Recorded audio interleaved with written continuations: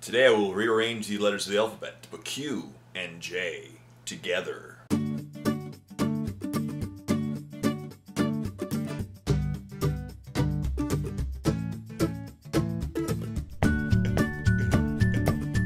Q and J. Hey everyone, welcome to another Q and J. As always, my name is Jay, and it's going to be time to Q's some J's, some Q's, because you guys have left a lot of comments like last week. It's getting good. I'm eventually going to have to figure out what I'm going to do with all the comments, because there's a lot of comments. And last week it took me like an hour and a half, so we'll see about this time. We'll see. But yeah, let's continue on. You guys left a lot of comments, and that's great. I love this Q and J, and that's the reason why I love doing it. Sorry it's a little late. This video is going to be posted probably on Sunday. I've just been busy the last couple days. I've been gone, so it's been, yeah. But it'll be posted and give you plenty of time to add some more comments before next Q and J. So let's get started. Alfarius Omegon says, "Hey Jay, create this Astra Militarum list. 2 company command squads, 3 level 2 Primaris Psychers, 3 platoon command squads, 6 infantry squads, 15 heavy weapon teams with missiles, and a Vindicare assassin. Comes out to be 1775. That's a good list. Sounds solid to me. I would personally take some vets. Vets are one of my favorite troop choices in the Codex. But other than that, it seems like a pretty heavy-hitting list, depending on what you're up against. It's a lot of firepower, a lot of bodies, so it should be a lot of fun. Good list." Uki Hyrel says, "In relation to killing Wraith Knights with Astra Militarum, I've always found Ratlings to go down a treat." Oh yeah, because I guess they're sniper. Yeah. "Cheap, often overlooked, and with the wound on a 4+ and potential to resolve at AP2, doesn't matter if they have the invul or not, mass wounds all the way." Good idea. Thank you very much for the suggestion. Lonely Road. Now that I know how to say his name's Lonely Road, not Iron on and Hide. Lonely Road. "Jay, you're drinking the state of Texas, or the state drink of Texas." Am I? Oh. "This makes me so happy. Yay, Dr. Pepper in Canada." Oh, that's true, Dr. Pepper. I like Dr. Pepper. It's a good drink. It always reminds me of Forrest Gump. "I must have had me at least 5 Dr. Peppers." So, thank you. I like Dr. Pepper as well. It's a good drink. Alferis Omegon says, "Also, do you think Dark Angels will be updated soon?" That's a very good question. I want to start some Ravenwing, but I hate to spend 50 United States dollars on a codex that's going to be redone in, say, a year or so. Yeah, I don't know. GW has been going so gung-ho lately with the codex changes that I am really concerned that they're going to start dating 6th edition codices very soon. Because if we look at 5th edition codices, the only ones remaining, to my knowledge, are, other than Adeptus Sororitas, which they don't get much love anyway, are Dark Eldar, which are coming up, right? They've already started announcing the models for it. And then there's, what else is there? Blood Angels. Blood Angels are currently the oldest codex. And then there's Necrons. And that's it. So that should take them probably till the end of the year, or maybe January, February. And then it starts getting the 6th edition codices, and the 2 oldest 6th edition codices are Chaos and Dark Angels, the 2 armies for the starter set. So I could see an update soon. I don't know, because that's the craziest part. If armies start having a 2-year cycle, because Dark Angels are only, they came out shortly after 6th edition, so they're only a couple years old too. That's going to get scary for changeover times. Good question though. I think I could see them getting an update in the next year, because as I said, after these 3 armies, they're done 5th edition, and then it's just 6th edition on. And they really want to, bring in those cool, force organization charts for each army, and bring in the Lords of War. What would be the Lord of War? Azrael? Yeah, I don't know. So, interesting stuff. Very good question. I could see them getting an update in the next year. I could be wrong, but I could. Alastor461 says, "Hi Jay, thanks for answering my question. I appreciate it. No problem. Is it difficult to start up an independent painting service?" Not extremely. There's a lot of competition out there, but if you're, it's not that hard to start up. I do not have a lot of time in the day, and only in the evening. 2 hours or so. Oh, okay, so you're just doing it as a secondary job. Actually, it's quite easy then. If you're doing it as a secondary job, you just start locally. And most of the time locally, people have paint jobs, and then you just do a couple hours a day. And yeah, it's not too bad. If you're trying to start it as a full business, it gets a little more challenging because you really have to put your name out there. But yeah, I think it's not that. It's definitely possible for most people. I would like to make a little extra money, but it seems difficult to get started. Is it worth it, or should I just stick to painting for myself? No, it could be worth it if you want. Just make sure to set your prices accordingly. Tell your clients, the approximate time frame it takes, because if you're only painting 2 hours a night, it'll take a little while, and they'll probably understand that. And stay to your guns, because I always found myself undercutting myself, and I wasn't making very much money. So that was the downside when I was painting. But yeah, the key is if you're only doing a couple hours a day, don't get overwhelmed. Don't take on more commissions than you can do, because then people wait a really long time and it's not the best situation. So just do one at a time, and it should be pretty easy to, if you start locally, to find 1 or 2 people at a time to do commissions for. And most of the time people are willing to pay, providing that especially if you start locally, you can show them your work, and if they like it, they'll gladly go for it. Sergeant Harker says, yeah, the Storm Wardens are a great chapter, and they have an interesting history. If you ever want to read a Lexicon page for a while, I think I was the one who sent that a few weeks ago. I can't remember. I think you were. Also, while I think Lysander is amazing, I really think that Pedro Cantor is better for some lists. Going with the Stern Guard, like I do, gives them the objective secured special rules. Yeah, that's true. As they be a troop choice on a standard battle fort, yep, making an already amazing unit even better. Because now you can have a bunch of guys with poison bolters, rounds that aren't leaving a point ever. That's true. Imagine an unbound army made of only Cantor and Stern Guard. That'd be pretty cool. Pretty cool. Zed Felix says, hey Jay, you mentioned the Storm Wardens twice here, and I'm glad you did. Storm Wardens are a chapter. See, it's good. Storm Wardens. It's the focus of today. Storm Wardens. Chapter created by Fantasy Flight Games, specifically for their RPG about the Death Watch. Oh, cool. Kind of like the Blood Ravens for Dawn of War. Yeah, that's what I was about to say. Their paint scheme is awesome because it's allegedly based on the Scottish flag, which makes sense because it's cool, like metallic, very light silver, metallic and blue. Which ties in their fluff is the brave hearts of space. There's actually a story out there about Storm Warden caber tossing a Chaos Terminator over 500 meters to his death. That is awesome. If at all possible, could you do a tutorial about painting emblems? Sure. I might actually do some for the Warp, actually, but yeah, we'll see. I'd love to see how you freehand those, specifically if you could paint the Storm Warden emblem. Also, what paint combination would you use for the blues? I would say if you're using GW colors, for the dark blue, I would go Cantor. Probably Cantor blue for the base color, and then highlight up with, not Enchanted Blue as it's called now, Calidor Sky, I would see as the color, and then maybe an edge highlight with Teclis Blue, personally. Because that seems to be the color combination that really matches their scheme. All the pictures I've seen, it tends to be almost the Calidor Sky seems to be their armor color. And then for the armor, I would do, highlight up, and I'd probably stop at Ironbreaker, and then maybe do an edge highlight or a quick dry brush with Runefang Steel. Also, yeah, that one. Inquisitor Charlie says, hey Jay, what's your final say on if Shrouded and Stealth stack with themselves? Also, cheapest Psyker in the game are Inquisition Henchman Psyker, so if you wanted more warp charged dice, you could bring some for cheap. That's true. And some people actually commented on this.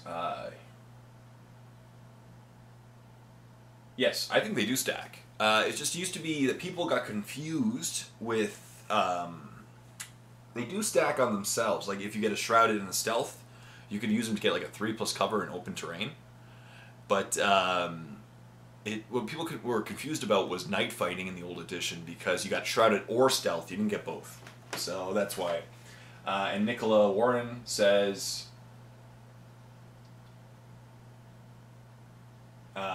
if you mean do Shrouded Stealth stack for 3+ cover save, then yes they do. Yeah, exactly as I said. They don't continue to stack with additional sources of either. So +3 is the highest bonus you can get from these two specials. Yeah. I guess you get a 4 up in open cover. Yeah. And Inquisitor Charles just read the rules for Night Fighting in 7th edition. I thought they were the same as 6th, vague, but they are not. So now stealth units play with no advantage during night fighting, and shrouded units are better. That's true. But infiltrators, you can't stack stealth with stealth. But infiltrators can infiltrate their transports now for some fun turn 1 multi-melt action. That's true. Nicola Warren says, "Hi Jay. I hope you're feeling much better now." Yeah, I'm feeling better. I was sick last week. I was trying to get over a cold, and I still get sick. This time of year, I always find myself getting sick when the temperature always fluctuates. It's always when I get sick. Thank you very much for asking, though. I recently played my first game with the new Grey Knight Codex and won. It was a 1,500 point game, and it was amazing fun. Excellent. I'm glad. Oh, forgot for a moment that I won. What do you think of my list below? Oh, forget for a moment that I won. What do you, and would you have changed anything? I knew I was going to be playing orcs, and took a general but fun list to try to combat many options they have. I just wanted to field the units. It got cheaper since the last codex. My list was Librarian with Staff, Dominica, Liber Dominica, and Domina, Liber Dominica, and Meltabombs. Great HQ choice. Librarian's my favorite HQ choice, by far. In the new codex, Librarian. 5 Paladins with Apothecary, Side Cannon, 3 Halberds, Hammer, Banner, and Land Raider. That's awesome. 7 Terminators with Halberds, Hammer, Side Cannons in reserve. 2 Dread Knights. Yep. 2 Sword, Heavy Side Cannon, Heavy Incinerator, and Personal Teleporter. Great choice. Against Orcs, a Dread Knight alone with a Heavy Incinerator will eat Orcs for breakfast. And Orcs will have a very, very difficult time against them. You know, turn 1, you shunt with your Personal Teleporter and Flame, and your opponent just has 2 monstrous creatures in their face. And Orcs are having a really tough time against monstrous creatures, because the only thing that will hurt monstrous creatures typically are claws, but claws go to initiative step 1, and your Dread Knight would not go to initiative step 1. I think he said sword. Yeah, he has a sword, right? So he's going to destroy them before they get their attacks in. So that's a really, really cool. That's a good list. Yeah.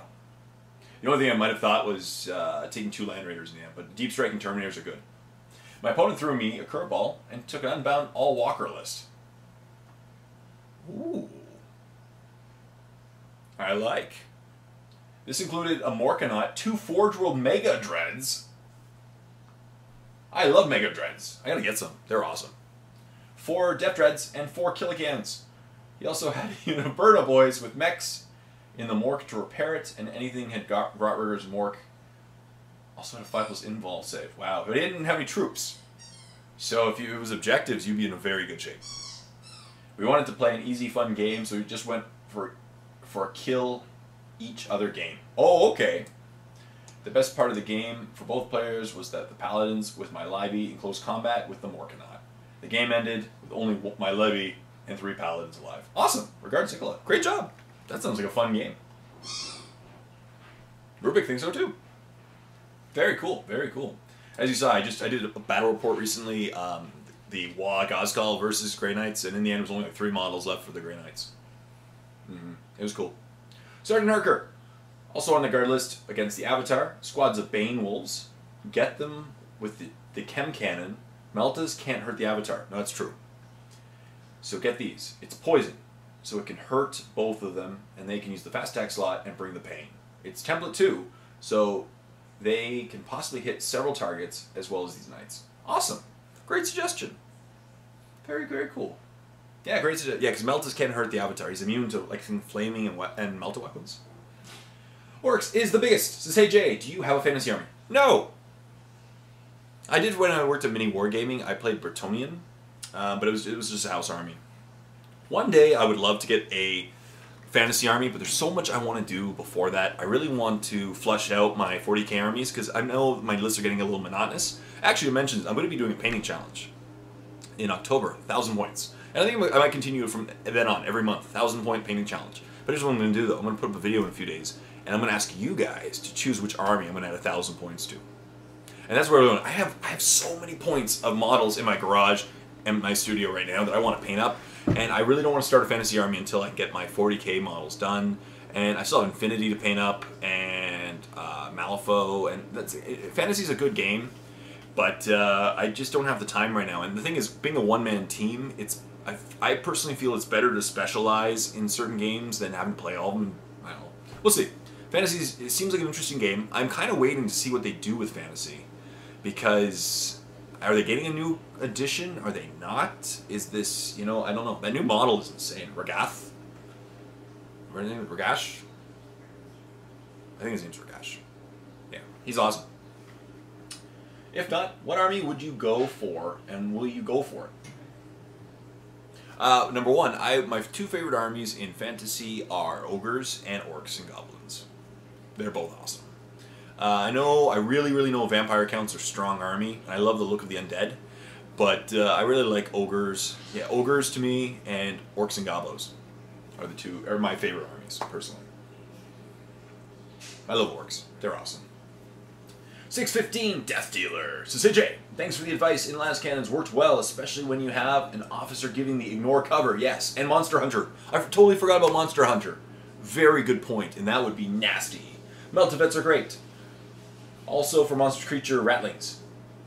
Everyone brings up Ratlings, so I think today's thing's going to be called Ratlings, Storm Wardens, and Ratlings. I think that's going to be, it's going to be cool. But, yeah, Storm Wardens. And Ratlings, too. Yeah, this is a good point. Ratlings.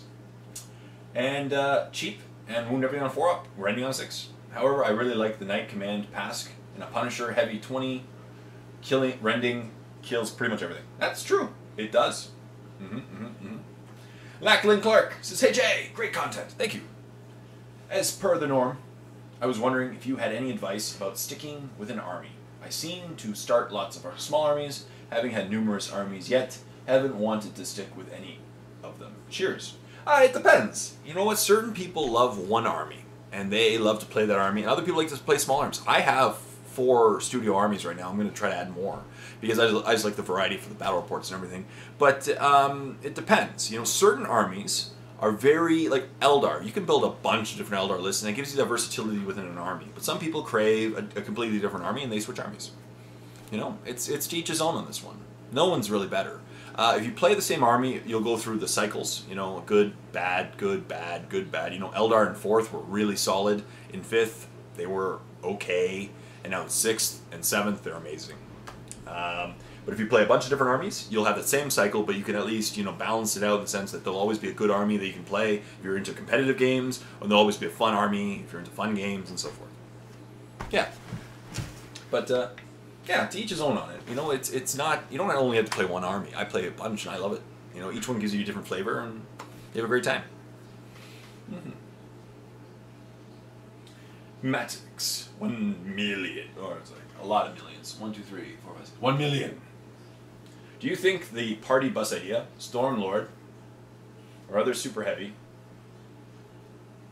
with a lot of kinds of Imperial units inside, for example, Dark Angels HQ with Power Field, Tech Marines, Servitors, Codiez, with Devastator Squad and Interceptors is good? Yeah. Unless someone can pop it very quickly, once everyone unloads from that vehicle, it's a hilarious situation. I think that with transport capacity of 40, you can do the true monster. I agree. You can.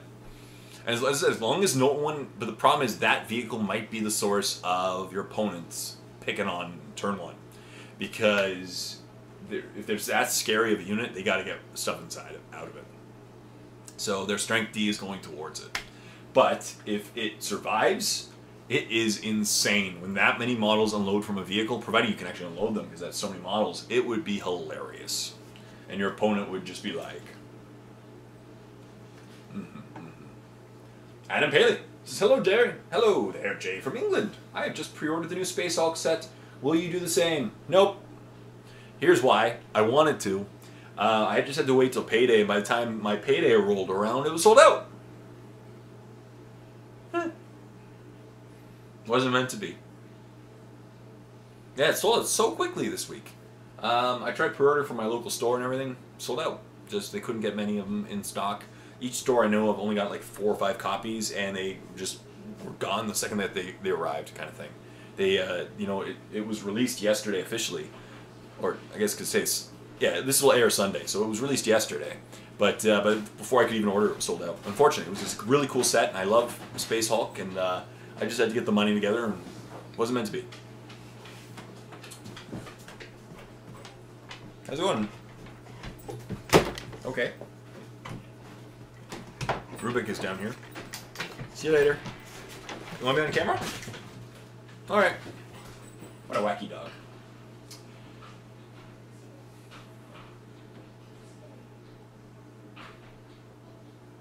The Mailman. Oh, also thoughts on painting them as Deathwing. So I can use them in my Dark Angels army, and I can work between work and college. Anyways, keep up the awesome work, mate. Thank you very much. You can actually paint them up as many armies, and the really cool thing about this edition of Space Hulk is that they released supplements for the iPad that you can actually play them with. You can play the game with a bunch of different armies, like Ultramarines. I think it had Space Wolves. It had a Deathwing. And you could play different scenarios with them and encompassing their weapons. It was actually a really cool idea. And that's what really I loved about it. I didn't know actually which army I was going to paint up the Terminators as. But yeah, it was really cool. So you can definitely paint them up as Deathwing and just download the supplement. And you can play the game completely as Deathwing. It's very cool stuff. It was very smart that they did that. If only they released more more kits, it would have been amazing. The Mailman. I just bought the Grey Knight Nemesis Vanguard. Nemesis Vanguard. Any tips on painting the Force weapons?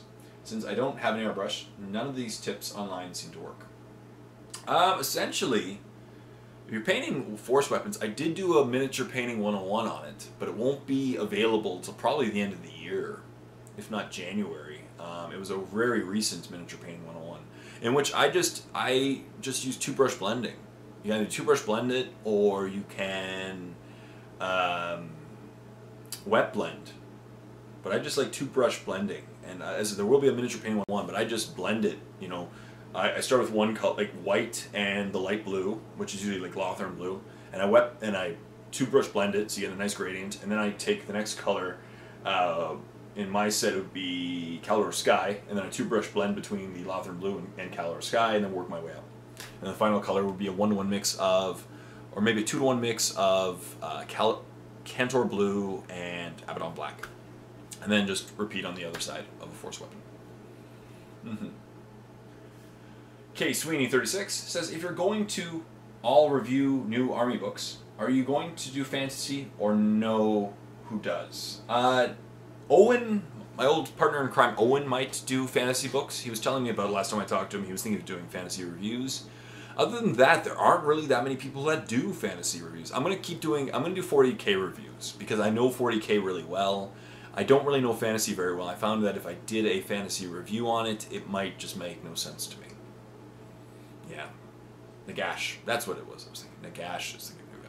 But yeah, I'll do 40K. I recommend checking out Owen's channel and asking him to do reviews because he does follow fantasy really well, and he'd be a very good reviewer on new books. Hey Jay, this is from Raven Corpse. It says, hey Jay, just wanted to say that you are amazing vids and love your Codex reviews. Thank you very much. Especially I collect Eldar, and I do avoid using Serpent Spam in most games I play and prefer Seer Council. Anyways, I was wondering if you could do a vid on all the other codexes again, now that they have had time to sink in, or even just go through them all brief, quick in a Q&J. Just like favorite units that surprised you, positive and negative. Actually, it's a great idea in 7th, 6th, and 7th. So go through, thanks, and keep up the good work. Thank you very much. Yeah, go through each codex, especially starting with the ones I know for sure, and then work my way outwards. That'd be actually a really good series of videos, and what works really well in 7th edition, what works really well in what doesn't work really well anymore. I should do that. That's a good idea. Thanks, and keep up the good work. Thank you very much, Raven Horse, for the great suggestion. Chris Becker. Hey Jay, no question this week, just wanted to let you know I watched, and you are awesome. Thank you. Thank you very much, Chris Becker. And as are you. Sturgeon General says, I like the effort that you put into your videos. They started off a bit rocky, but you've really made some real progress. Thank you so much. I really appreciate it. That's my goal. My goal is to improve. It really is. You know, and I'm slowly getting better equipment, and I'm slowly getting better techniques, and that's the goal. I really want to produce the best work I can. Looking forward to seeing more of your videos. Also, in reference to the mixed Dark Angel list question, the Banner of Devastation only affects bolters and storm bolters. Unless they have changed it without my knowledge. I don't know. I'd have to double check. Also, in my experience, being a Dark Angel player, Ravenwing Black Knight work well with Deathwing armies, and Deathwing Knights seem to work well with Ravenwing armies. That's true. Each unit does a great job of filling in the weaknesses left by the other one. Hans Peter says, your warp channel is not available in Germany. That's true. Unfortunately, it's not. I am dying to get into Germany, basically. It's the first country that when it becomes available, I'm like, you know, I'm waiting. And according to YouTube, they're going to get into it eventually. But I keep waiting, because I've been doing the pay channel now for about 3 months. And June, July, and August, so this is month 4. And they just keep telling me, soon. I ask them every month, I email them and say, hey, when's it going to be available? And I don't know. We'll see. Hopefully very soon. And when it does, I'll make sure to start at the low price, because you guys haven't had the opportunity yet to sign up. Gabe Vapors, say Jay, thank you very much for your response. No problem, Gabe Vapors. And I will take your advice and take a few Big Macs with my orcs and Typhus for the Nurgle theme raids. Yes, I was wondering what steps would you recommend to construct a table? What elements are put into a table that make it a lot of fun and functional? Terrain? Well, it depends. Are you building a table and then going to put the terrain pieces on afterwards? Because if that's the case, you just build a generic table, and then you can choose whatever terrain and mix it up as much as you want. Terrain ultimately makes the game the functionality and the fun is typically found in the terrain. Because other than that, you know, a table's a table. But if you have really fun terrain, and you know, if it's really like epic looking, if there's a theme to it, it really gives the game a lot of fun. And that's what I'd recommend. As far as building a table, I'd actually recommend checking out an old video series. But that Rubik just tripped the cord, and it died. The camera died, so that was okay. So yeah, it's essentially the terrain. You know, if you go for a themed terrain, it can be limiting in the number of scenarios, but it really does make an epic game. You know, if you have the better looking the terrain, I find that the more themed, the more you get into the game. That's awesome. Yeah. And Johnny Torrance says, Jay, I have a Grey Knight army on sprues. I'm going to put together, or not, when I come back from a work-related assignment next month. Cool. I want to send them off for commission. I know you and the mini wargaming guys have a lot of companies do work for you. Actually, I've never had anybody do work for me. Mini wargaming does, and I've been kind of separate from that, to be honest. I've never had someone paint models for me. Matt and Dave do. If that's the case, I'd recommend checking out their videos, because every time they have a painted commission, they do hype it on their channel. Could you email me and give me some advice? I have 2 librarians, 15 Terminator Paladins, 15 Grey Knights. Who does good work? Who does it the cheapest? I don't want heirloom quality work, basic or step above. The only commission painter that I've really talked to a lot is Brush for Hire, Austin. I've never had people do commissions for me, so I wouldn't know. Yeah, I wouldn't say... Yeah, I'm going to have to think about that one. Sorry. I'd recommend checking out the videos by Mini Wargaming. They're the ones who show the commission work, and each painter has their own website. Unfortunately, I just don't know of many because I've never had people commission paint for me. Usually it's Mini Wargaming doing it for their own. Attaboy says, Attaboy94 says, hey Jay, no Finnish lessons this time. Sorry. No problem. I'll learn Finnish next time. What do you think about new racks and homunculi? I love the new models. They look great. Great looking. Definitely have some character to them. They look really good. I think the kits are going to be good. I think they're awesome. Also, if this Q&J comes out after they release more new models, tell about them too. No, not yet. Just those 2 models haven't been released yet. They look great. What you wait for new Dark Eldar Codex? What you wait for a new Dark Eldar Codex? I don't know. I'm very curious about what's going to be in this new Dark Eldar Codex. I think they're going to probably just improve certain things, drop certain points costs, and you know, make them more aligned with the other armies. They're going to get some new artifacts, which are going to be probably really, really nasty, and a new Lord of War. So I'm excited. I can't wait to see what happens. They're a really... Dark Eldar are a very cool army, and they don't get a lot of love sometimes. So I'm really hoping that they get some love. Atorio Kia Ka says, Pink horrors. Ha ha ha. The Warpsmith, this is not a question, Jay, just a comment, very quick. Storm Wardens are from the Deathwatch RPG. Ah, yes, so they're Team Scottish, so they aren't, yeah, exactly. Storm Wardens, Ratlings, that's going to be the name of this video, I know it's going to be. Iteration 1 says, what units do you have fun fielding or watching someone else field that aren't necessarily competitive? Me, it's walkers. I love the walkers. From orcs, walkers. I love fielding it. They may not be the most competitive. They're competitive in some senses. But I just love them because they're themed. They walk, they crunch across the board and kill everything. That's what I love to see. Mm-hmm. Yeah, for me. Example, if I have fun, goofy rules, various outcomes, etc. Yeah, also I really love seeing, people have fun and like put two... especially for like orcs, you can like put two big mechs with the crazy gun. My mind is blown right now. What's it called? Shock attack gun. That'd be fun. Fun things like that. I love the random things. Mm-hmm. Or a really cool themed army. Those are always great to see too. May not be the most competitive, but they've painted a really nice paint scheme and a good theme army. It turns out really nicely. Grey Nugget says, I find bringing a Shadow Sword is quite good versus Wraith Knights and Avatars. That's true. I don't really think... my mind never goes to the Lords of War or the larger vehicles and stuff like that. I tend to just stay within the codices themselves, but that's true. A Shadow Sword would be amazing against Wraith Knights. Very good suggestion. Daniel Cross says, hey Jay, who do so many TOs want to put limits... Oh, tournament organizers. Put limits on the game to try to balance it with things, such as a single CAD plus allies plus Grey Knights. Sorry, this is very blah blah blah. I don't know. The thing is, I do understand that tournament organizers are trying to balance it, but I'm not a big fan of that personally. I understand maybe like the limits on one attachment only because it gets really complicated and some people can accidentally abuse the lists or it gets really complicated for building your lists and stuff. But other than that, I really don't like restrictions on lists because I know they're trying to balance it, but it ends up just ruining it. Because one of the fun things about 40k right now is the insanity that you can put into a list. And if people really like that, by removing it, you're removing a flavor of it. And in the end, it picks on certain armies, and so it's trying to be fair, but I don't know. It's an interesting topic. I'm personally not up for throwing in a lot of home rules that balance things, but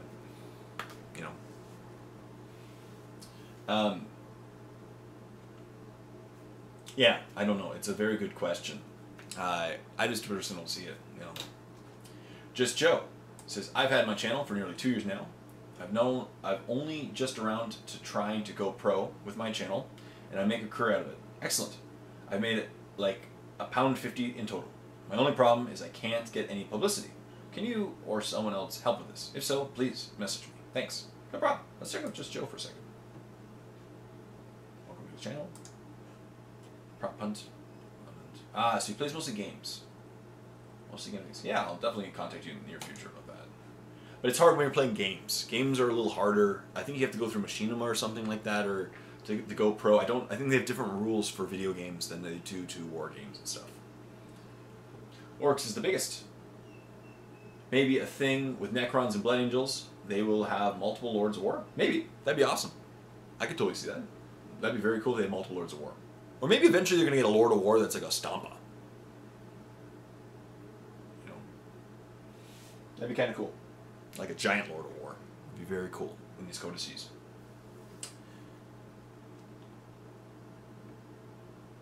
Oh, Sneaky Gits. The standard of devastation only affects bolt guns. It doesn't do anything for plasma guns. Oh, sorry, my mistake.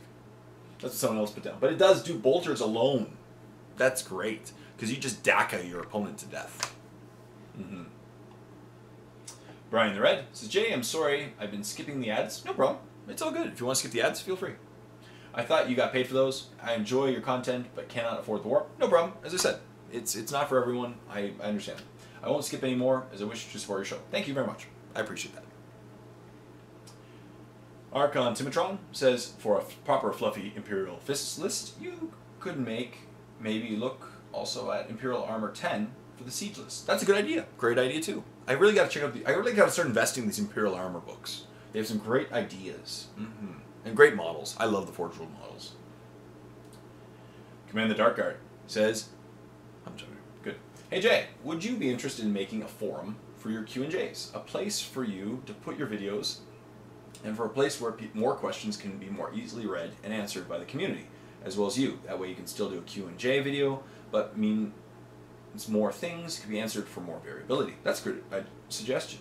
I know places like Daka exist, but it doesn't have to have the same feeling that your Q&Js do. Very good suggestion. I'm going to look into that. I'll look into that and see what I can do. Great suggestion. You guys have come up with amazing ideas. Rat85, this is Chaos. Take some Space Marines and then bring a couple Zinj Sorcerers and as many Flamers as you can. Equals win. Cool. Haltorian. Hey Jay, not sure if you've answered this already, but would you be up for trying the Heralds of Ruin Kill Team rules in a bat rep for your channel? Sure. I haven't heard of these Heralds of Ruin Kill Teams. I'll have to look at, see, this is so many things I'm going to have to look up. This is awesome. They seem to look like a lot of fun and could bang out a bunch of bat reps in less time than a normal 40k game.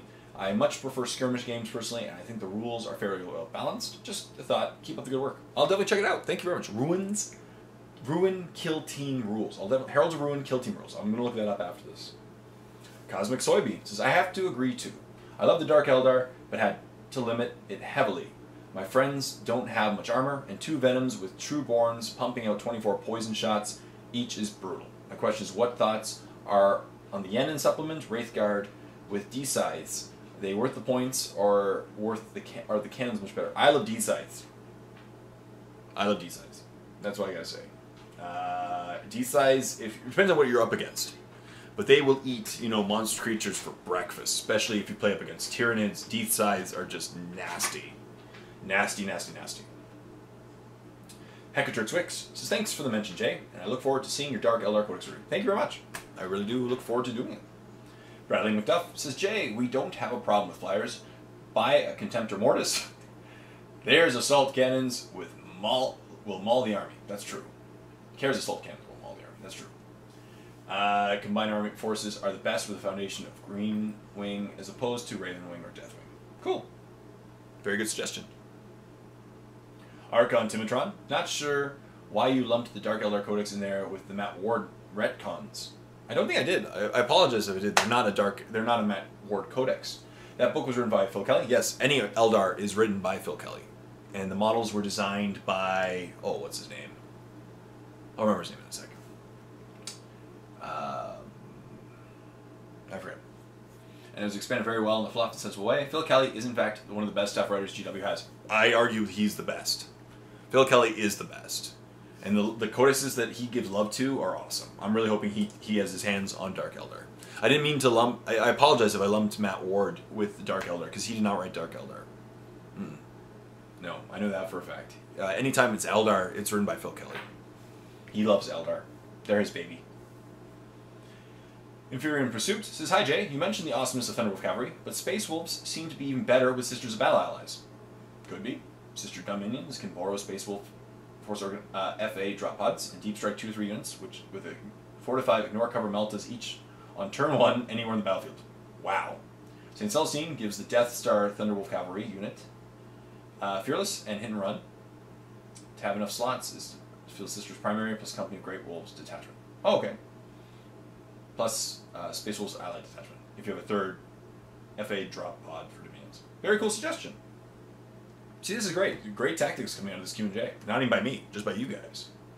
The Lads Lounge. Cheers, Jay. They usually just use the Crix starter set and one of the other troopy type options if that helps. Also seems as the Dark Eldar Battle Force and Codex have vanished from the GW site. Seems that next. Yes, it is. I'm guessing Dark Eldar is next. It's probably going to be next week or the week after, right? Because they do models and then use the Codex release.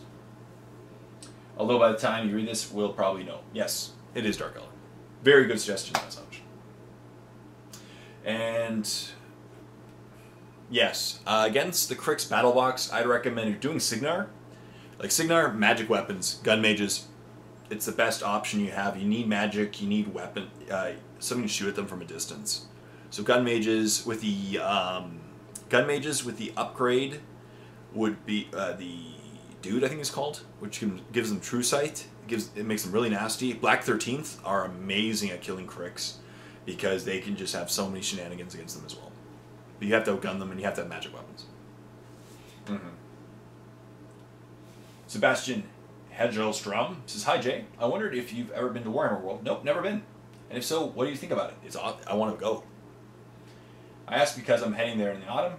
Also, for the new Necron Codex, something more named Triarch would be cool, because the ones I've already named Triarch look awesome. It's epic simply as. Yep, that'd be a great suggestion. Yeah, something called Triarch. All the Triarch things. Stalkers are awesome. Mm-hmm. Gregors S says, "Hi Jay. Firstly, greetings from Poland." Greetings. "I'm following you from when you were in MWG. Oh, that's cool. I hope that soon your warp will be available also in my country. I don't think it's available in Poland yet either. I gotta double check that. Now let's get to business. I wouldn't agree with what you said in Q&J regarding Gruk Face Rippo. In my opinion, you can use him for 130 points as a character in normal game. The fact that it is not. Oh, in 7th edition or Codex. Doesn't eliminate him from usage. That would be true. Then looted wagons would also be illegal in usage during the games, as they're not in the Codex. But they were in White Dwarf. In my opinion, if the rules were created and distributed by GW, then it is legal. Or maybe I'm wrong. I don't know. Very good point. I don't know. You know, because then according to that, you could bring drop pods for Tyranids. I don't know. That's a very good question. Also, I love the formation from Stormclaws, especially the teleport attack. Yes, it's awesome. Where they can deep strike on turn 1. Yep. If only there was a possibility to add some more knobs or cans, then that would be great. Look, it's a bird. It's a plane. No, it's Gruk's crew, and they are going to rip you into pieces. That's awesome. I have a question about looted wagons. In the old Codex, there was an information, yep, that you could use any vehicle from any other army. Yeah, pretty much. And use their upgrades. But BS goes down to 2. It gains don't press that rule and needs to be properly converted. Also, they can get a boom gun. I don't remember that rules. I don't remember exactly what you're referring to. I thought it was you could just take the models and then they have the looted wagon special rules. Yeah. I could see a lot of orc conversions for Grey Knight Nemesis Dread Knight. Is it possible to play such model? If you did, I'd have to think you'd have to count it as a Def Dread. Probably. It wouldn't count as a looted wagon. I think it'd be like a proxy Def Dread, is what I would think. I don't know. If you disagree with me, people leave a comment section down below with this one. But if you played a Grey Knight and an Orc list, I think it'd be a Def Dread. I understand that such a model probably wouldn't be allowed in tournament lists, but in a friendly game, that should be okay. Keep the videos flowing. I'll keep watching. Thank you very much. That's greatly appreciated. Nicola Warren says, "Hi Jay, thanks for reading and Jaying my post on the previous Q&J. Sorry it was so long. I split my thoughts over several posts in the future. That helps. No problem. No problem at all. Fortunately, time is just running out sometimes in these videos. I went back again to the rulebook regarding troops and objectives and still can't find anything other than the objective secured command benefit from the combined armies attachment regarding troops versus troops denying each other. In my opinion, any troop can deny any other unit, including troops, as long as neither both have the objective secured. Yes, I know dog with a bone comes to mind, but unless someone can cite a specific line in the rulebook about troops being better on objectives, I think lots of people are playing it wrong. As always, love your channel. Stay awesome. Thank you. Regards, Nicola. Thank you very much. And then Archon Timatron. There's been a bunch of comments on this. Archon Timatron says, "I'm not sure what you're trying to say. Troops from a battle-forged army have objectives secured, so non-troops and troops from non-battle-forged armies cannot contest objectives away from the troops from battle-forged army, as they have objectives secured. I can't see where any ambiguity lies here. What do you think people are playing wrong?" Nicola says, "Your response is a case in point. You mentioned a battle-forged army, but a battle-forged army is just one that conforms to a force org chart." Ooh, this is getting interesting. As part of a detachment, the Grey Knights can field a battle-forged army using a detachment called a Nemesis Strike Force that comes with its own command benefits. Troops in this list will not have objectives secured. That's true. They will not.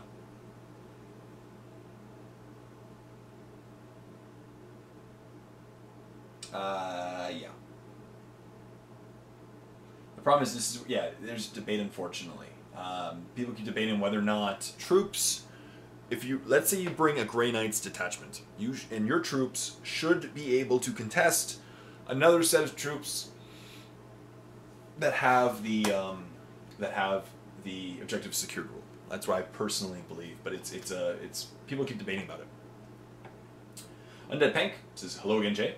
I would first like to add to the discussion on Imperial Guard units to use against the Wraith Knights, and would like to say tank commanders with Vanquishers, Multi-Meltas, and then a Las Cannon. So that will give you 4 shots all at a high strength, and a good enough AP to ignore its cover, ignore its armor. A couple of tank commanders like this will eat through one, provided they will have proper support. And now the question is, which I would like to, Jay, for me. My friend plays Minotaur Space Marines from Forge World. Oh, very cool. I've never seen them being played before.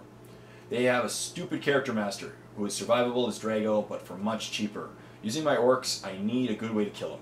It is so hard to kill those guys. Or should I just take the shortcut and stomp them with a stompa? Stomp them with a stompa.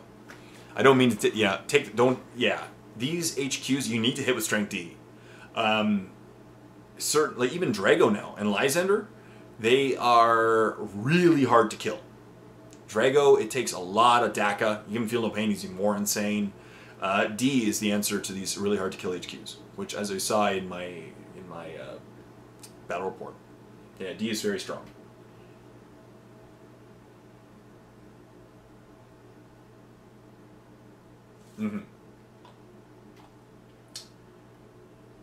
Scarcast is Dark Eldar. I would love to assist you if you'd have me. The new book has got me pumped. Yeah, we'll see. We should get in contact, Scarcast, and see if we can get together and talk about the new codex. Maybe like do I don't know, even a Skype video about it would be really cool.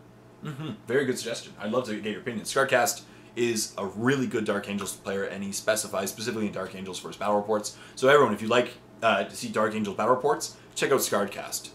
His name's in the comments as well, but he has a great channel. He does battle reports. He does post-turn battle reports, so they tend to be much quicker and concise, and he does Dark Angels. And he finishes videos with Dark Angels Dark Eldar, sorry.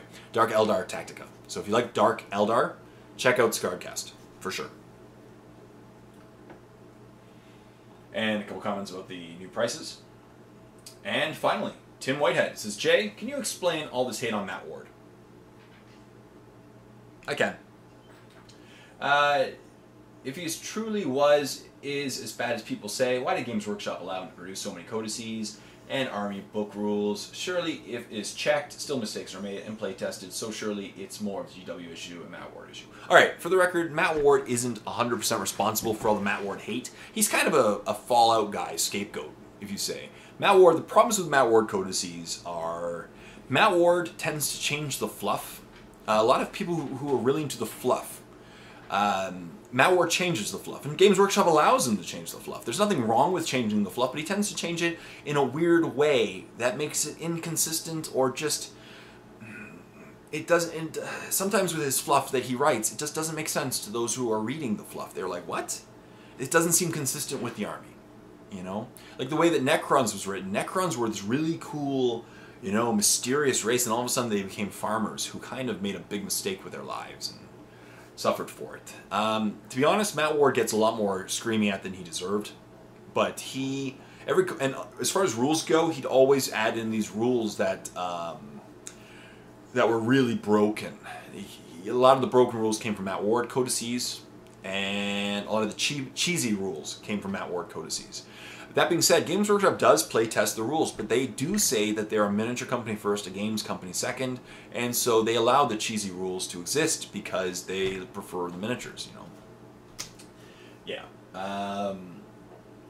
And as people said in the comments, Adam Paley said, people disliked his fluff behind the armies as it sometimes got a bit over the top with codices where still good things did come out, however, as it may have lost. Like, show you if the howl is now over. Yes, exactly. So, you know, it's just a lot of the fluff was a lot of people point, and also the cheesy rules sometimes. Like, he was behind Grey Knights, he was behind Necrons, he was behind a lot of codices. I believe he was originally behind Orcs. No, is that Phil Kelly? I think Phil Kelly wrote the old Orcs. Yeah, I think Phil Kelly wrote the old Orcs. So, yeah, he just got some hate. You know, he was he kind of was the scapegoat. He was the running gag name that you'd always blame Matt Ward. But he's gone now, so I'm really hoping that Games Workshop goes in a great direction.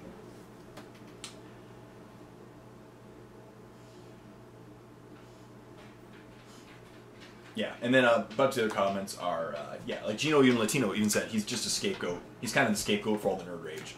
Sincerely. And once again, Rubik keeps tripping the power cord and the camera died. So, yeah, as I said, he's not, I don't think he's honestly as bad as people give him credit for. He did write some bad fluff.